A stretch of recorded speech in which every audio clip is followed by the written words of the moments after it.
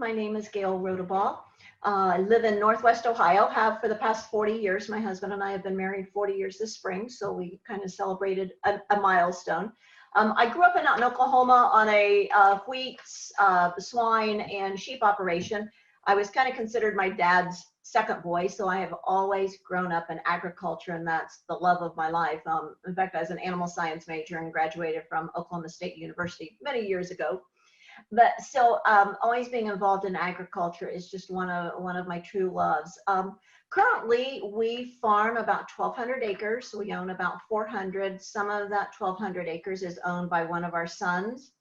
And we have two sons that are in the operation as well right now. So it's strictly a no-till operation. We've been no-tilling since 1988. Some of our ground is just not conducive to working it. It's heavy jack waxing. For some of the ladies that know what that type of soil is, you will understand. But it's just a great family life. And we raised 3 sons on the farm. And I guess for myself, I wouldn't have it any other way. Can you tell me a little bit about your aspirations for your farm right now? And what are some of your aspirations for your farm in the longer term future? Okay. My husband, his name is Chris. So if I refer to Chris, Chris and I have always tried to be conservationists on our ground. We want to improve soil health, definitely. And I think with our no-till operation, we have definitely seen an improvement in soil health. Because what is so really cool, girls, and you could probably even see this if you're conventional till in your operation, or maybe those of you who have orchards and your grass or your hay ground, no matter what, after a big rain, go out and look at all the earthworms that are actually helping to add nutrients to your soil. I guess our greatest aspiration, though, is to leave the soil better than when we found it and when we first started farming. My husband and I feel like we have helped stop a lot of erosion through our conservation practices. We do have some ground that has wetlands in it to stop heavy rain events, the soil erosion from those heavy rain events, and also buffer strips around the fields to help prevent runoff and so forth. So we just want to leave that ground in better shape for future generations, and hopefully we will have some grandchildren one of these days also that will like to farm, and just to keep the farming operation viable. Can you talk a little bit about how your experience as a woman has played into your role on your land, or kind of how you relate to your gender in agriculture? Okay. First of all, I just want to encourage any women that are interested in agriculture to become involved. Maybe you have a farm background, maybe you don't have a farm background, but listen to your heart and do what your heart desires, I guess is maybe what I like to say. But for myself, I don't always look at myself as a female in agriculture, because in our farming operation, we are a partnership. Sure, with the 2 sons involved in the operation as well, we each have different roles that we play. I do a lot of the bookkeeping. One of the sons does a lot of the bean planting. One of the sons and I actually do all the corn planting. My husband does spraying. So we each kind of have our own little niche responsibility and role. So I like to look at myself, and also being a woman in agriculture, but yet it's a partnership that we have. And with the background and being raised in agriculture, I think it helped to give me a lot of confidence. And I don't want to dissuade anyone who did not grow up in confidence, because we're always learning, and you can learn to have that confidence in yourself.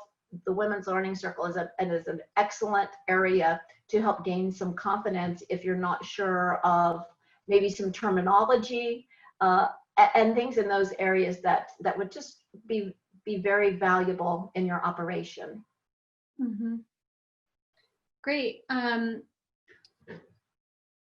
curious if you can talk a little bit more about, you know, the relationship with your gender kind of outside the farm, you know, and what strength you've drawn from other women in agriculture, maybe outside of your own operation. Okay. But just knowing that we're all in the same position and that we can rely on each other, whether it's to share the joys of our day or the sorrows of our day. Or sometimes it's like, okay, girls, we need to vent a little bit. Because sometimes when you work, I only worked off the farm for a couple of years in the 40 years that we have been married. And so when you sometimes work 24/7 with your spouse, it's really great to have another lady who is in a similar situation. She understands the farming, that you can talk to understand what's going on and things. So, you know, sometimes it's late nights or early mornings, and just to be able to have that confidence that you can share with in those areys.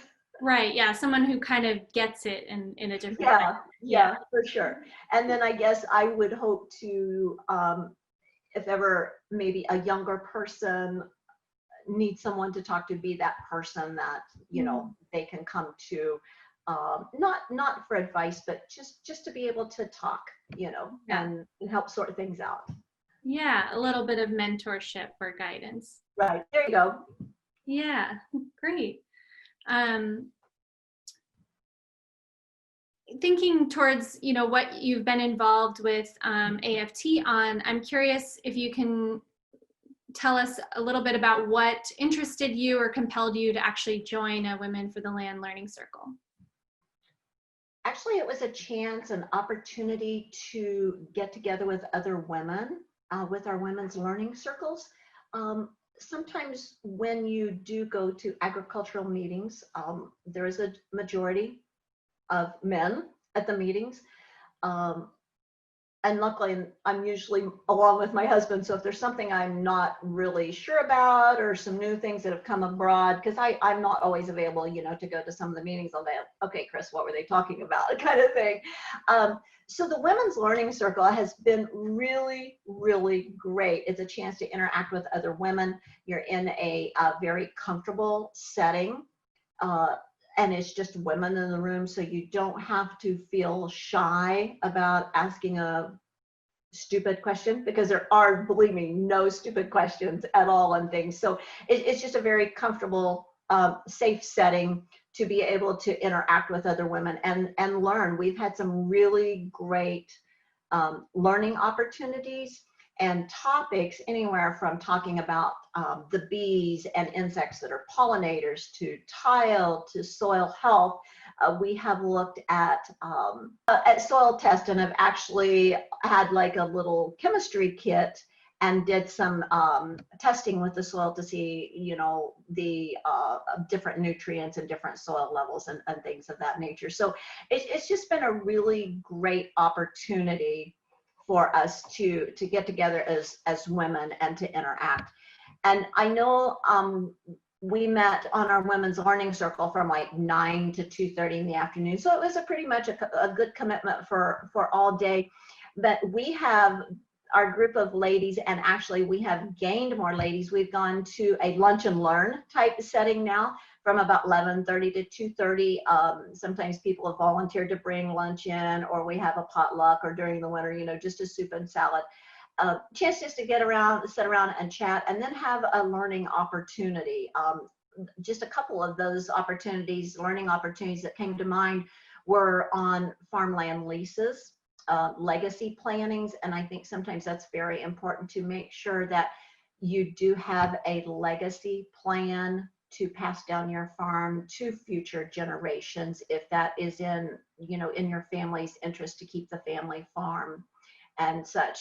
So it's been really great that we've been able to go beyond the Women's Learning Circle to our lunch and learn activities, because we didn't want to lose that bond with some of the women that have now become our friends. There's been several women that I did not know that live 10 miles from me. So that's been a really great opportunity to get to meet them and hear of their stories, their struggles, their successes.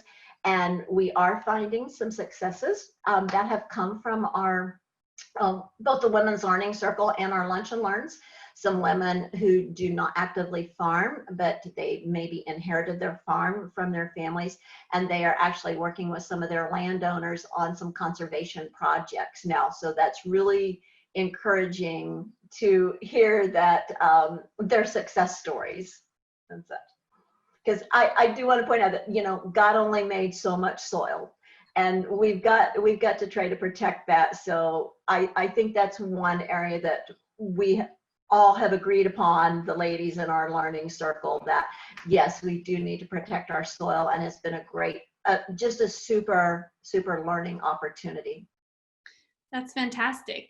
Yeah, so it sounds like you got enough value out of the relationships and the experience that you started kind of self-organizing your group, and there's been a lot of capacity built among them to act toward conservation on their own land. Curious if you can talk about like what was the most valuable thing you got for your own operation, or kind of what you got out of the learning circle that you've applied on your own land, and you know, kind of what are some of the outcomes for your operation from your experience circling up with these other women?